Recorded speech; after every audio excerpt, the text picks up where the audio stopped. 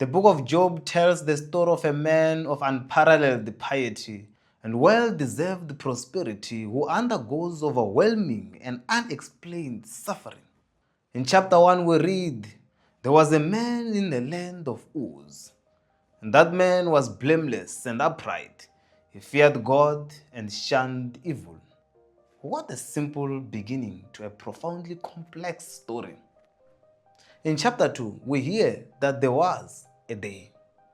A reminder that everything can change in a moment. So we hear Job exclaiming in Job chapter 1 verse 21 to 22, "The Lord gave and the Lord has taken away."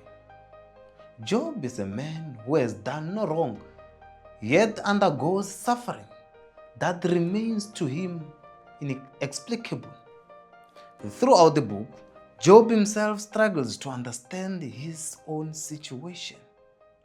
At one point in chapter 40 verse 4, he said, "I put my hand over my mouth." In other words, there comes a moment when human explanation reaches its limit. Why is the book of Job so necessary for us to read? Firstly, in Job chapter 42 verse 5, Job exclaimed, "My ears had heard of you, but now my eyes have seen you." Here we learn that the book of Job is the masterpiece of divine revelation. It is not simple and it is not easy, but it is powerful and profound. Now, great thinkers and preachers have wrestled with it for centuries. Charles Spurgeon preached dozens of sermons on Job, and John Calvin devoted extensive teaching to it. The influence of the book of Job reaches to the book of Romans and James, even beyond. Secondly, the book of Job put on display the raw reality of suffering. The poet John Donne once referred to Job's suffering as Job's sick day. Friends, what we see in this book is that faith can survive loss. Faith can hold on even when belief itself is tested to its limit. The third lesson from this book is that the faithfulness of God is not dependent on the comfortable blessings. At the beginning of the book, Job is shown to be a true worshiper, not because of what God gives him, but because of who God is. And as disaster unfolds in his life, Job continues to bless the name of God, even when his wife asked him to curse God. He does not turn away from worshiping God. We also learn, friends, that suffering is not just a part of life in a fallen world as we view it.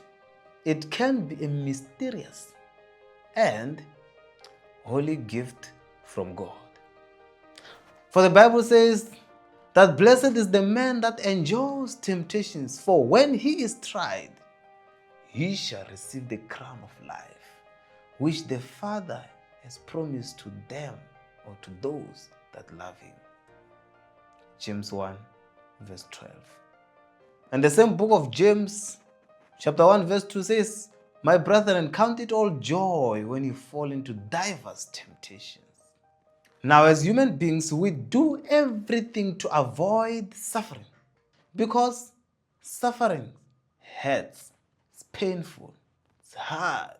Yet the book of Job reminds us that suffering is woven into the fabric of our life. Job is not an exception.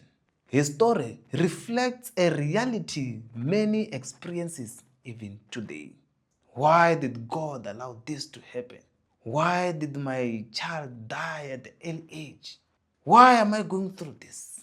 Through Job's friends, we are given another important lesson. Job chapter 4 verse 7, Eliphaz assumes that the innocent never suffer. Job chapter 8 verse 6, Bildad insists suffering must be a punishment. Job 11 verse 6, Zopa suggests Job deserves worse.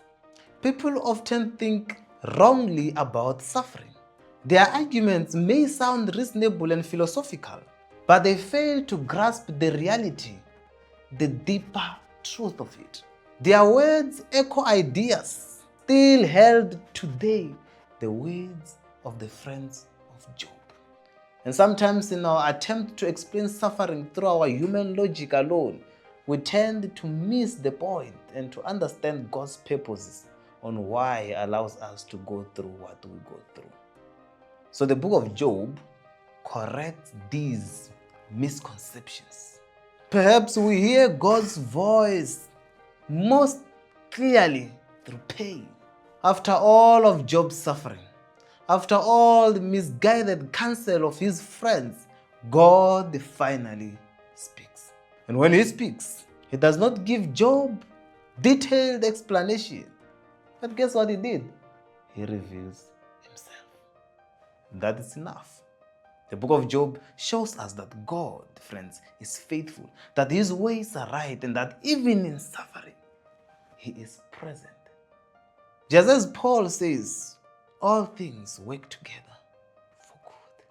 You may not understand why you're going through what you're going through, but God understands. Ultimately, friends, the book of Job prepares us for the greater salvation. In Job chapter 9, verse 32 to 33, Job longed for a mediator. And in Job chapter 16, verse 19, he said that my witness is in heaven. In Job chapter 19, verse 25 to verse 27, we see a declaration of a living Redeemer fulfilled in Jesus Christ. This Jesus, in the book of Isaiah chapter 53, verse 3 and 5, is the suffering servant. In Hebrews chapter 4, verse 15, He is the high priest who understands the weaknesses of humanity. And not only understand, but sympathizes even in our bereavement, even in our grieving, even in our loss. In Job, we are reminded that faith can endure, that God is faithful, that even in our darkest moments, He is still speaking. Through pain, through tears, you can still hear God's voice. Thank you for watching. If this has been a blessing to you, please comment, subscribe, share the link with your friends.